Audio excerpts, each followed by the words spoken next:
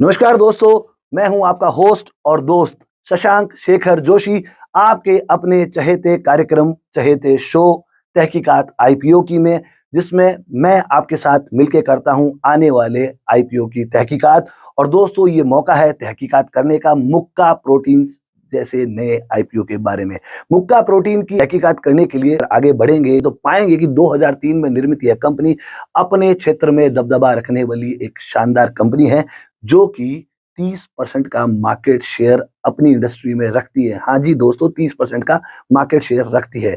ये प्रोडक्शन भी करती है, एक्सपोर्ट भी करती है और सप्लाई भी करती है। तो मोटा-मोटा प्रोडक्शन करती है ये फिश प्रोटीन का। और फिश प्रोटीन कहाँ काम में आता है? ये काम आता है फिश मील बनाने में, उसके साथ ही फिश ऑयल बनाने में और फिश सोल्यूबल पेस्ट बनाने में। और इन तीनों चीज़ों से बनता है फिश फीड, पोल्ट्री फीड और पेट्स के लिए फीड। जी हाँ, फिश फीड बनता है, पोल्ट्री फीड बनता है और पेट के लिए फीड बनता है।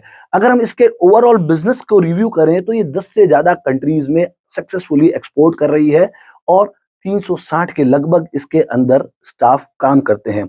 अगर मैं इस कंपनी के आईपीओ की जनरल डिटेल की आपसे चर्चा करूं, जैसा कि मैं हर बार करता हूं, तो 29 फरवरी को शुरू हुआ यह आईपीओ निवेशकों के लिए 4 मार्च तक उपलब्ध रहेगा। अगर इसके प्राइस बैंड की बात करें दोस्तों, तो ये 26 से 28 रुपए के प्राइस बैंड वाला आईपीओ है, जिसका लॉट साइज 535 शेयर्स का है। अगर मैं इसके इश्यू साइज की बात करूंगा तो 224 करोड़ का इश्यू है।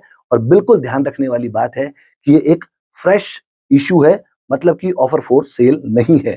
अब मैं आगे बढ़ता हूं, क्योंकि जैसा कि हम तहकीकात करते हैं तो ये पता करने की कोशिश करते हैं कि मार्केट से जो पैसा आईपीओ के दौरान उठाया जाएगा, उसको कंपनी कहां काम लेगी।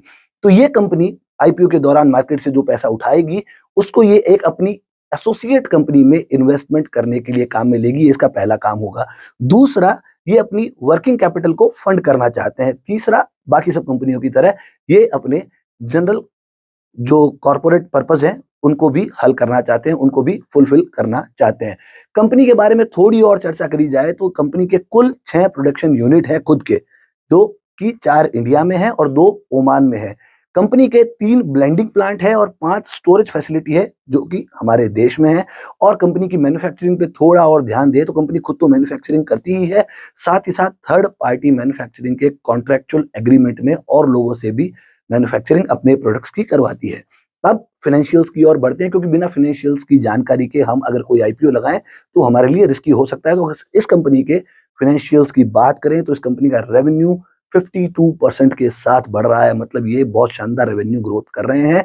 और प्रॉफिट आफ्टर टैक्स की बात करूं तो हमें देखने को मिलेगा कि 84% से इनका प्रॉफिट आफ्टर टैक्स बढ़ा है। अब अगर हम पीई देखें, अगर आईपीओ में जाना चाहेंगे तो हमें पीई देखना पड़ेगा।